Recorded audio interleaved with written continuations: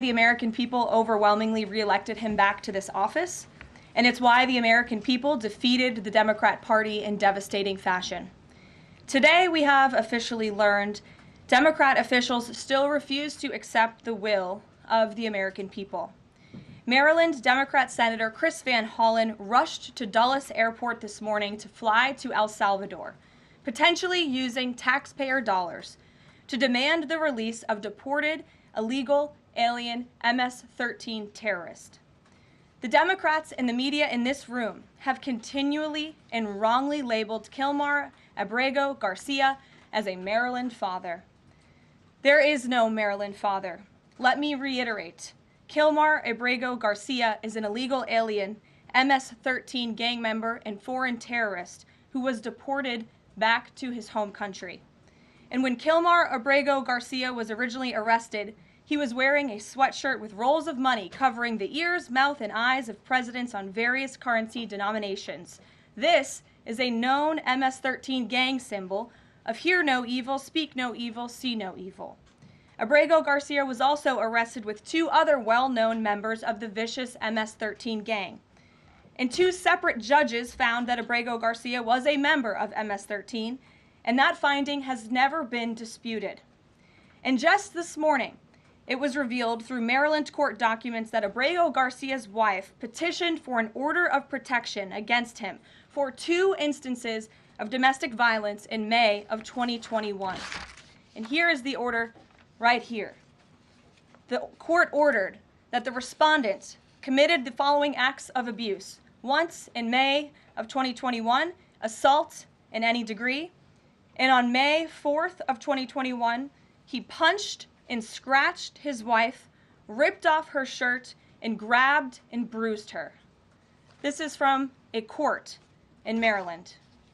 So not only are Democrats rushing to defend an illegal criminal foreign terrorist gang member, but also an apparent woman beater. To set all of that aside, the basic fact that he was illegally inside our country and had a lawful deportation order made him subject to removal back to his home country of El Salvador. And if he ever ends up back in the United States, he would immediately be deported again.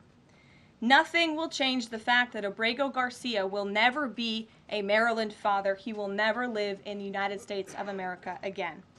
And the United States Supreme Court ruled unanimously that the President of the United States and the Secretary of State could not be compelled to forcibly retrieve this citizen of El Salvador who is currently locked up in a maximum security prison in his home country due to his MS-13 membership.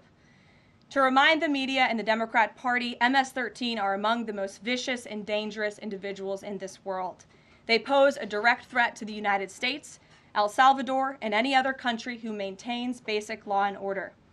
MS-13 rapes innocent girls and women, runs sex trafficking operations, murders for sport, and terrorizes law-abiding people. That's why El Salvador President Bukele made it clear this week that he will not be releasing this MS-13 gang member from his prison. But that is not enough. All of that is not enough to stop the Democrat Party from their lies. The number one issue they are focused on right now is bringing back this illegal alien terrorist to America. But where are the Democrats applauding the fact that southern border crossings just hit a historic low? Where are the Democrats supporting our brave men and women of law enforcement who are putting their lives on the line every single day to arrest the violent illegal alien invaders that the previous administration allowed into our country? And where are the Democrats when innocent Americans are victimized by illegal criminals that Joe Biden let in? It's appalling and sad that Senator Van Hollen and the Democrats applauding his trip to El Salvador today are incapable of having any shred of common sense or empathy for their own constituents and our citizens. Nobody knows this more than the woman standing to my right, Patty Morin, whose beautiful daughter Rachel was brutally maimed and murdered at the hands of an illegal alien in August of 2023. Patty no longer has her daughter because of the failed Democrat Party's open border, and these are policies that President Trump is bringing an end to. Patty should not have to be here today, but she is. And we are grateful and we are honored for her willingness and her request to share her powerful story with the world. Thank you, Patty, for being here. Thank you. A lot of you don't know the whole story about Rachel and about the crime that was committed against her. Even us, her family, we didn't know all the details. They kept most of it close to their chest, the detectives, because they didn't want to do anything to hurt the case. They wanted to keep the integrity of the case, so they kept everything close. I sat for the last 2 weeks in her trial, and we saw layer upon layer upon layer of evidence against the accused, an illegal immigrant from El Salvador. And the things that we thought, well, maybe this might have happened, we didn't know. But when we were at the trial, we got all the puzzle pieces. And I want to share some of those things with you. You know that Rachel's a 37-year-old mother. She has 5 children. We've walked the trail for the last 25 years that we've lived in Maryland. It's a safe place for our family. It's where we go to get a little bit of New England, because that's where we're from, New England. When she went on that trail that day, she was not planning on dying. She wasn't planning on walking to her death. She was planning on going to the grocery store with her girls afterwards. Victor Martinez, he waited for her. He waited for her to come closer. He saw her. He saw that there was nobody around. He attacked her. He dragged her 150 feet, blood gushing from her head. It left a 150-foot trail of her blood to the culverts, where he picked her up, he threw her against the wall of the tunnel, and he raped her.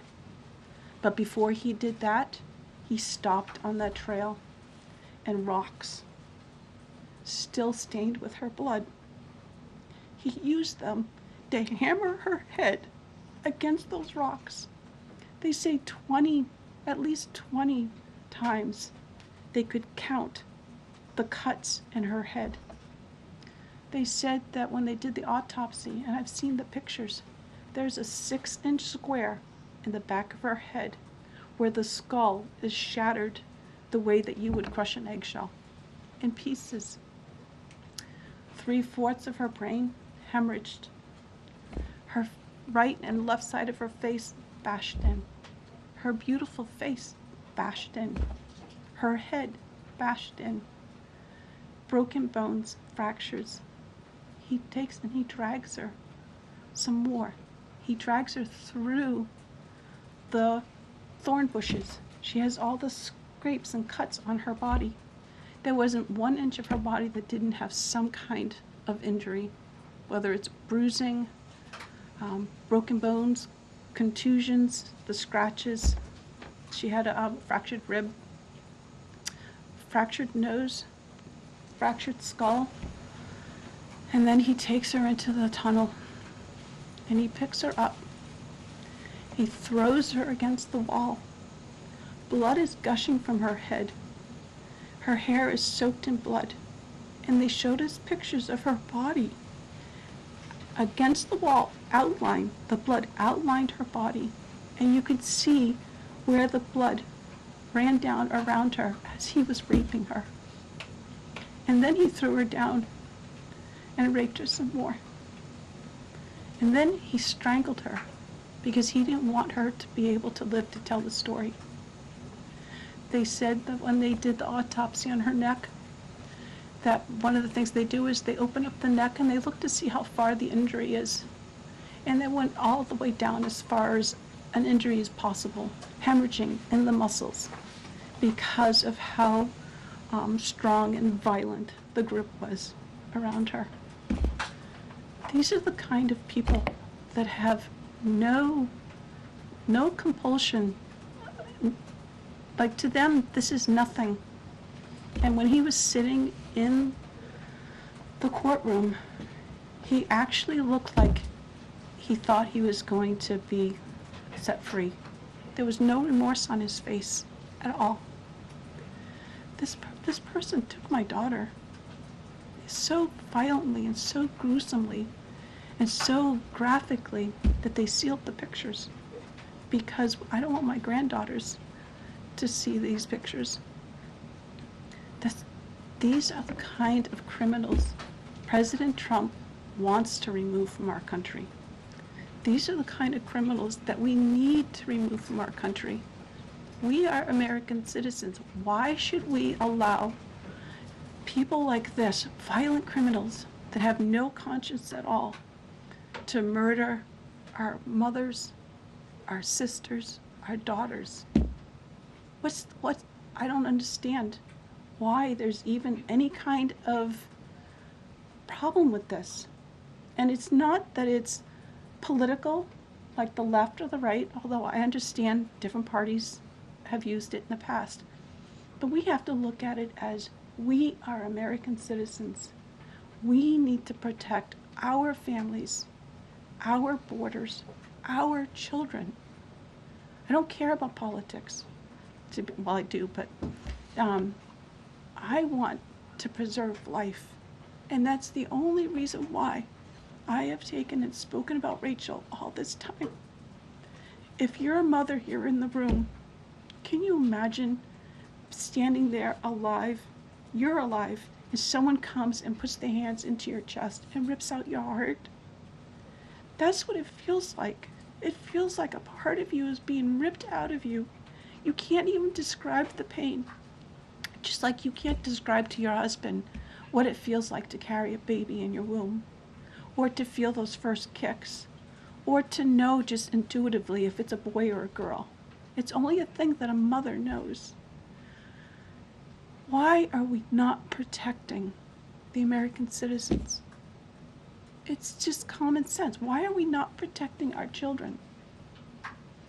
And to have a senator from Maryland who didn't even acknowledge or barely acknowledged my daughter and the brutal death that she endured, leaving her 5 children without a mother and now a grandbaby without a grandmother, so that he can use my taxpayer money to fly to El Salvador to bring back someone that's not even an American citizen. Why does that person have more right than I do, or my daughter, or my grandchildren? I don't understand this. Thank you. Thank you. Thank you. And I just want to say that as a mother and as an American citizen, the president and our entire team, and I hope people in this room are grateful for your willingness to come here and your request to share your daughter's story. And I think the country hears you loud and clear. So thank you. Does anyone have any questions for Patty or for me? No? I have a question. No? Anybody? Okay. We'll see you all later. The president will be at his dinner later this evening. Thank you. Thank you for being here, Ms. Morin.